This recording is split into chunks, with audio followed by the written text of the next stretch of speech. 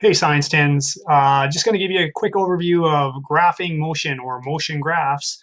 It's not critical that we do a lot of this in Science 10, especially under these conditions, but it is core to much of what we do when we study motion in Physics 20. So I think it would be only fair for you to have a quick look at it, try and wrap your brain around it a little bit, get a little bit of practice going into grade 11. So graphing motion really comes down to the idea that we can look at different kinds of features of motion using graphs. And the most common one to start with is one of the displacement time graph, or if you want distance time graph. We don't have to make a distinction right now. Let me kind of take you through what this might look under the most basic circumstance. Imagine that we take an object, say a car, and we start that car on a road at some position that is not zero. So here's my car here. Imagine that back here is position 0. Maybe this is the 10-meter mark. Maybe this is the 20-meter mark, 30 meters. So imagine that we start at some point right here. Let's call that the 20-meter mark. So when time is 0, this object is at not the 10. We'll call this the 20-meter mark on our graph. And so we would put a dot right here to say at time 0, it's at position 0. Now, simplest absolute case ever is if that object does not move at all. And if we looked at that object after 1 second and 2 seconds, after 1 second, we would see it is still at the 20-meter mark. After 2 seconds at the 20-meter mark, 3 seconds, 20-meter mark, etc., that car would not move at all. In fact, we could put a continuous line along the 20-meter point at 20 meters, showing that if this car never moves for the entire time, regardless of how many seconds this is, that it just sat still. So when we see this kind of motion, a car at rest at some location, we can understand that it would produce this graph that shows that the car did not move for the entire time, just remained at that location.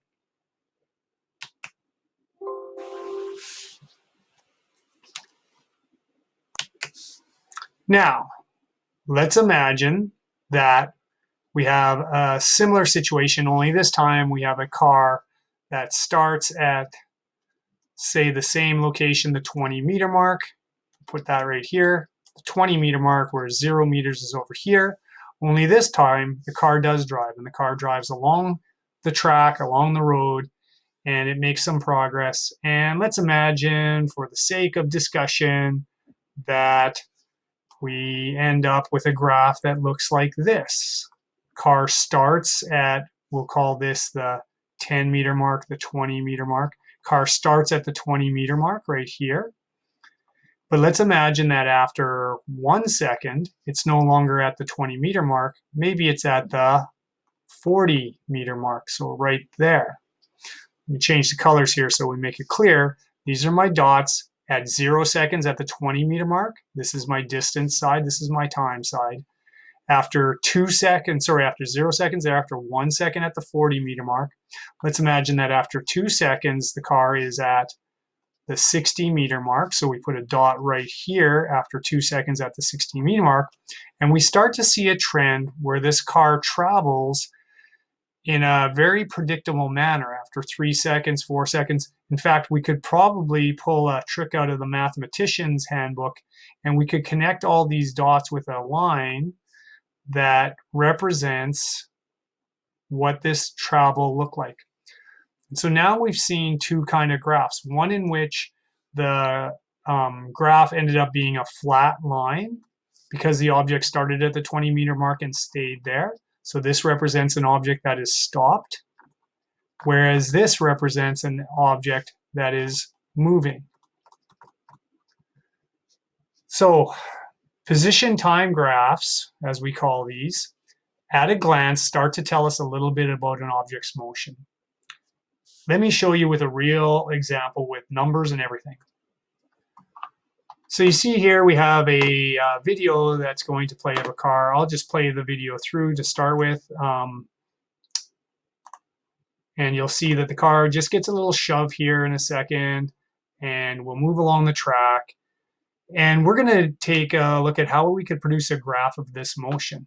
So let's go back to the beginning, and we're not going to go to the very beginning. We're going to go just as the person is pushing the car. So right around there. And what we can do here is we're going to track this yellow bar on this cart as it travels along the track. So if I click here, it'll leave a dot, and then it moves it forward a bit, and then I'll click it again. And we can imagine that every time I click, the car progresses to a frame that is maybe a second later.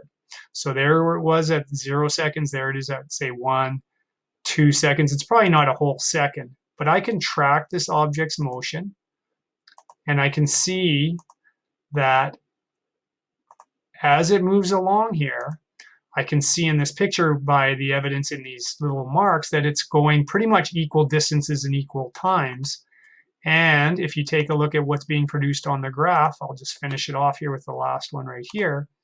You can see, if we zoom in on this graph that I've made, you can see that this is a very predictable graph. It's a linear graph. It shows that this thing moved at a certain rate, certain distance every time.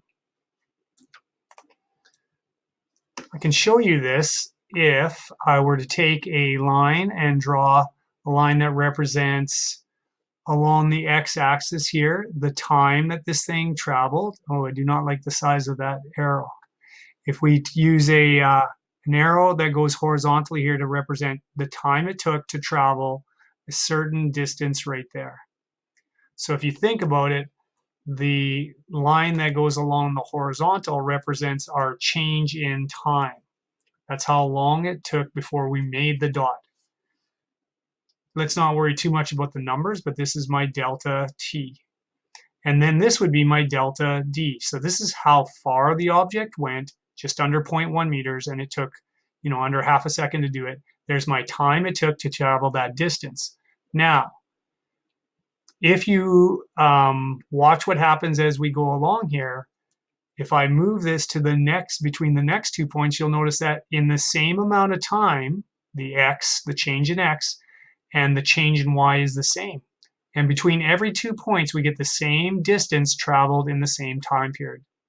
So same distance, same time. In other words, if in the first part we went, let's make up some numbers here, if we went 0.3 meters in 0.8 seconds, then in the next seconds we did 0.3 seconds to go 0.8 meters.